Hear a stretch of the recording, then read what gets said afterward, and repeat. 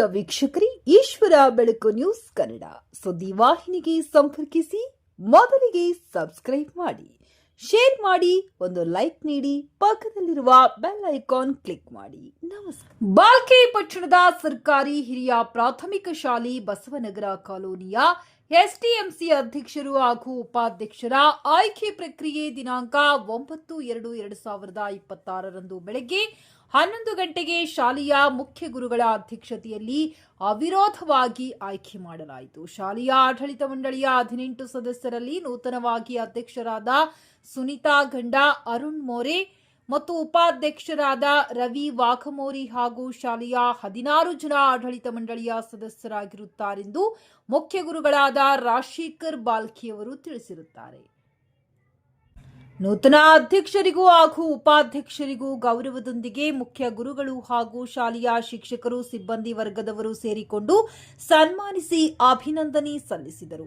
ನಮ್ಮ ಸರ್ಕಾರಿ ಹಿರಿಯ ಪ್ರಾಥಮಿಕ ಶಾಲೆಯ ಅಧ್ಯಕ್ಷರು ಹಾಗೂ ಉಪಾಧ್ಯಕ್ಷರು ಎಲ್ಲ ಸದಸ್ಯರು ಸೇರಿಕೊಂಡು ಸಮಯಕ್ಕೆ ಬಂದು ಶಾಲೆಯಲ್ಲಿ ಯಾವುದೇ ಸಣ್ಣ ಪುಟ್ಟ ಕಾರ್ಯಕ್ರಮಕ್ಕೆ ಭಾಗಿಯಾಗಬೇಕೆಂದು ಎಲ್ಲರಲ್ಲಿ ವಿನಂತಿ ಮಾಡಿಕೊಂಡಿರುತ್ತಾರೆ ಮುಖ್ಯ ಗುರುಗಳು.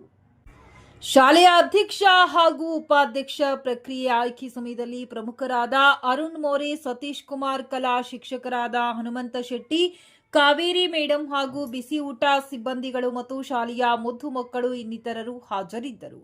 ವರದಿ ಸತೀಶ್ ಕುಮಾರ್, ಕಲಾ ಬೀದರ್.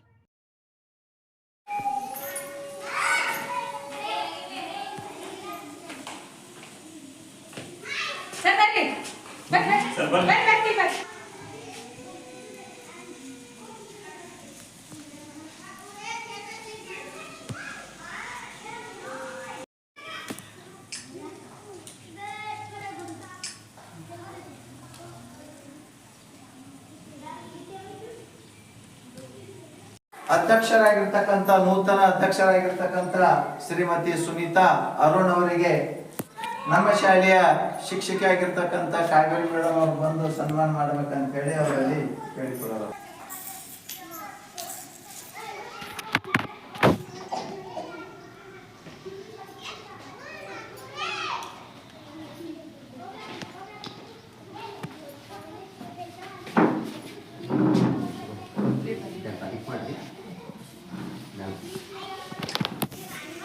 ಒಂದು